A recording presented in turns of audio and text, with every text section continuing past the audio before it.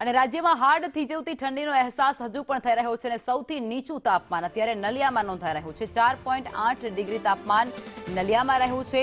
અમદાવાદમાં 11.7 ડિગ્રી, તો ગાંધીનગરમાં 10.8 ડિગ્રી, ડીસામાં 10.1 ડિગ્રી, કેશોદમાં 10.6 ડિગ્રી તાપમાન નોંધાયું છે।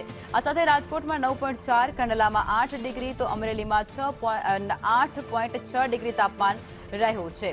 સુરેન્દ્રનગરની અંદર પણ તાપમાન ગગડ્યું છે અને જે 11.2 પહોંચ્યું છે। ભુજમાં 11.2, ભાવનગરમાં 13.8 અને મહુવામાં 12.7 ડિગ્રી તાપમાન રહ્યું છે। પોરબંદરમાં પણ 12.8 ડિગ્રી તાપમાન નોંધાયું છે।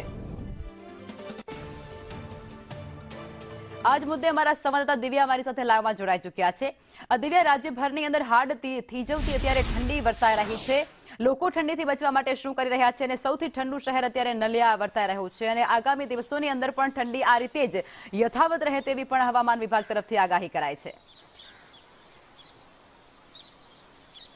લખમાં હાડ થીજવતી ઠંડી રાજ્યભરમાં પડી રહી છે, જ્યારે સૌથી નીચું સિઝનનું તાપમાન નલિયામાં 4 ડિગ્રીએ પહોંચ્યું છે અને સાથે જ વહેલી સવારથી ઠંડીનો જે ચમકારો અનુભવાઈ રહ્યો છે। વહેલી સવારથી લોકો મોર્નિંગમાં વોક, એક્સરસાઇઝ કરીને હેલ્થ કોન્શિયસ પણ એટલા જ થઈ રહ્યા છે।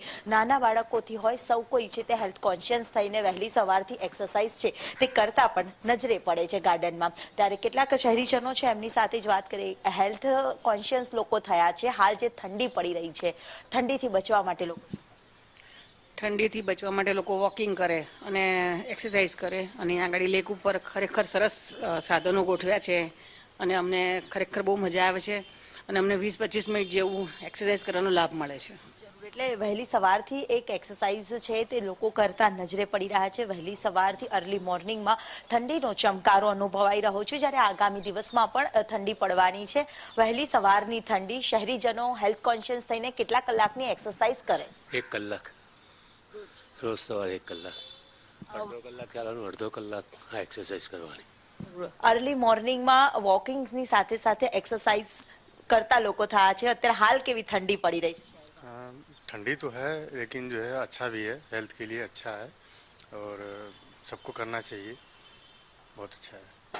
વહેલી સવારથી ઠંડી પડી રહી છે, લોકો હેલ્થ કોન્શિયસ પણ થયા છે। વહેલી સવારથી ગાર્ડનમાં પણ મોર્નિંગ વોકર્સથી લઈને સૌ કોઈનો જમાવડો છે તે પણ જોવા મળી રહ્યો છે, જ્યારે આગામી દિવસમાં પણ હાડ થીજવતી ઠંડી પડવાનું અનુમાન રાજ્યના હવામાન વિભાગ તરફથી વ્યક્ત કરવામાં આવ્યું છે। લખમાં જી આભાર દિવ્યા, આપ જોડાયા તે બદલ।